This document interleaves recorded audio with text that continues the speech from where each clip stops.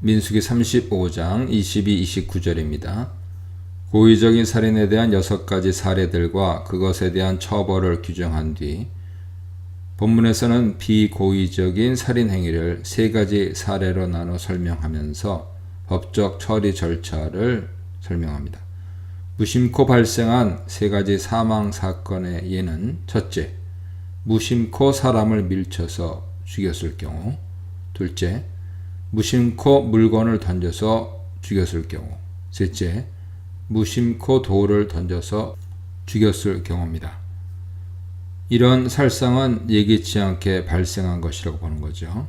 악의 없이 우연히, 노리지 않고 혹은 기회를 엿봄이 없이 사람이 보이지 않는데 라는 수식어들이 붙습니다. 22, 23절은 앞선 16, 21절과 더불어 판례법들로 묶어야 합니다. 일단 사망사건이 발생하면 피의자와 보복자, 고엘 사이에 재판이 진행되어야 합니다.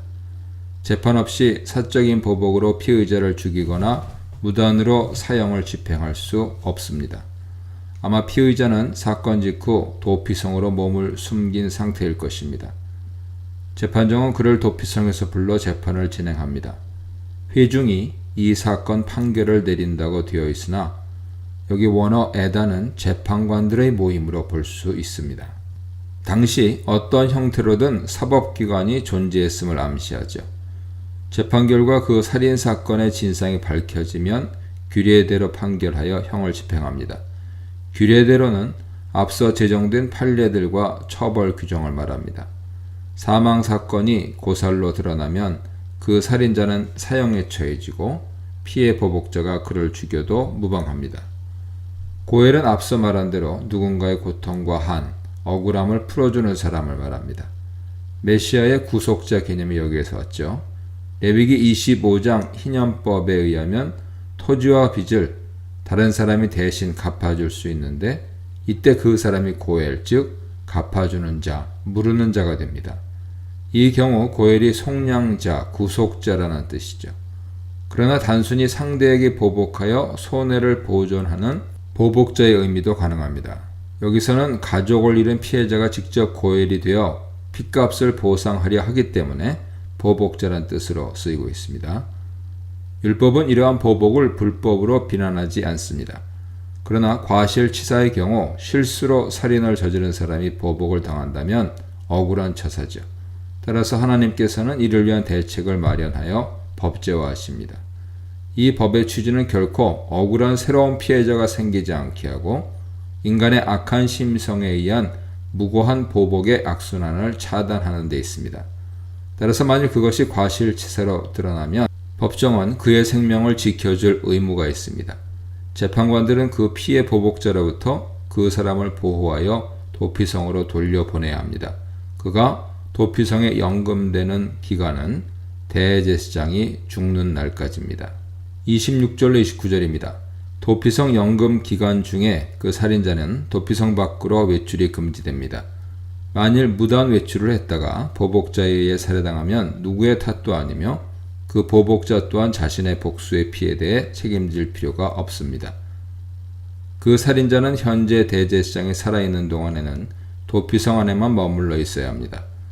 여기서 도피성 안이 성벽 안인지 아니면 도피성 목초지 경계 안인지 정확하지 않지만 그가 모든 활동에 제약을 받는 연금 상태에 놓여 있으므로 성벽 안에 머물렀을 것으로 추론됩니다.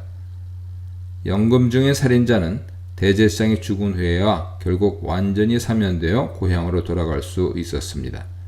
이제 살인의 책임에서 자유로워진 그를 어떤 피해 보복자가 죽인다면 그것은 새로운 살인 사건이 됩니다. 30절로 34절입니다. 살인사건으로 열린 재판은 신중해야 합니다. 자칫 무고한 사람이 혐의를 뒤집어쓰고 억울한 희생을 당할 수 있기 때문이죠. 여기서는 재판의 정확성, 신중을 위해 법적 장치를 보완합니다.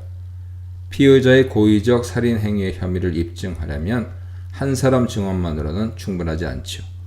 율법은 증인을 세울 때 최소 두세 증인의 말이 법적 효력이 있다고 명시합니다. 아마 두 사람 의견이 일치할 때는 판결이 확정되나 두 사람 증언이 갈릴 경우에는 추가적인 증인 한 사람이 필요했을 것입니다. 재판 결과 고의로 살인한 자로 드러나 유죄가 확정되면 사형 외에는 면책 방법이 없습니다. 고대 중동의 다른 국가들과 달리 이스라엘 율법은 고살범이 생명의 속전으로 목숨을 보존하는 것을 허용치 않습니다. 생명 되신 하나님께서 반포하신 숭고한 하나님의 율법은 인명살상이 돈으로 해결되는 것을 원천 봉쇄하고 있습니다. 인간은 하나님의 형상으로 지음받았기 때문에 사람을 죽이는 것은 그분의 형상을 파괴하는 무엄한 일이죠. 또한 하나님께서 친히 호흡으로 불어넣어 주신 생명을 누군가 찬탈하는 것은 곧 생명의 주인이신 하나님의 주권을 침해하는 행위입니다. 따라서 인명살상은 그 어떤 것으로도 배상이 안 되며 그 범죄자의 생명만이 속전으로 지불될 수 있습니다. 고살자는 반드시 사형되어야 합니다. 이 원칙은 과실치사로 도피성에 연금되어 있는 살인자에게도 적용되죠. 비고의적인 살인을 범했기에 사형은 면했지만 역시 생명을 해한 책임에서 자유로울 수 없습니다. 따라서 그가 도피성에 갇혀 사는 동안 생명의 속전을 내고 미리 죄사함을 받을 수 없습니다. 대제사장이 죽을 때까지는 죄가 유효하죠. 33, 34절은 중요한 신학적인 진술입니다. 최근까지도 동사 키페르의 의미를 이해하는데 논쟁이 계속 있습니다. 키페르의 의미를 파악하는 데 가장 중요한 구절 중에 하나입니다. 도피성 규정과 관련된 오늘 문맥에서 이 구절이 의미하는 바는 분명하죠. 만일 누군가에 의해 무고한 생명이 희생되면 그 흘린 피로 인해 땅이 더럽혀집니다. 그렇게 피 흘림으로 땅이 더럽혀지면 그 피를 흘리게 한 바로 그 사람의 피가 아니면 속함을 받을 수 없습니다. 이때 키페르의 수동태인 예크파르가 쓰였습니다. 땅의 오염에는 성전의 오염도 암시되어 있습니다. 인간의 극악한 죄로 인한 땅과 성전의 오염이 임계치에 이르면 거룩하신 하나님께서는 더 이상 견디지 않고 그것을 떠나십니다. 내가 거주하는 땅을 더럽히지 말라. 따라서 시급히 이 무고히 흘린 피를 속죄해야 하는 것이죠. 여기서 땅을 속죄하다라는 말이 무슨 뜻일까요? 땅이 죄를 지은 것도 아닌데 왜 속죄가 필요합니까? 동사 키페르는 바로 이러한 해석의 문제를 일으켰습니다. 동사 카파르와 그것의 피해령 키페르 의미에 대해 크게 세 가지 견해로 나뉘는데요. 첫째, 덮다. 둘째, 배상하다. 셋째, 씻다 하는 의미입니다. 전통적으로 덮다라는 개념으로 이해되어 왔는데 현재 들어와서는 꼭 그렇지는 않습니다. 일부 덮다라고 하는 개념을 고수하는 이들이 있지만 대부분은 배상하다 혹은 씻다 이 두 견해가 양분되어 있습니다.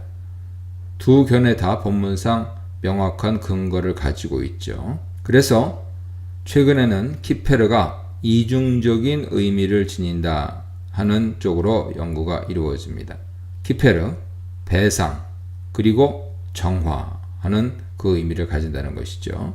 그 근거 본문이 바로 33, 34절이라고 해석하는 것입니다.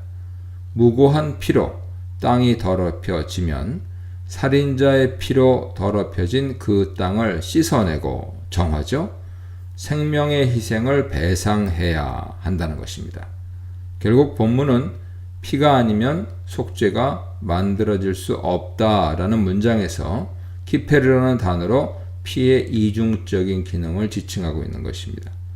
따라서 속죄제 피의 기능을 두고 논쟁을 벌일 필요가 없죠.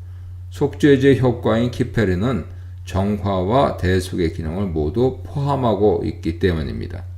이때 성전 기물을 목적으로 하는 키페르도 대속과 정화라고 하는 뜻, 영어로 하자면 속죄하다, make atonement for it 이라고 번역할 수 있는데요.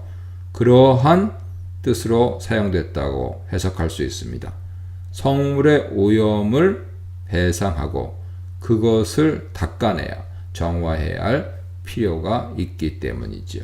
이 문단에서는 철저한 증거 보호받아야 할 비고의적 살인, 비고의적 살인 그러나 감당해야 할 짐, 철저한 책임, 그러나 형제 사랑에 대해 묵상해 보시기 바랍니다.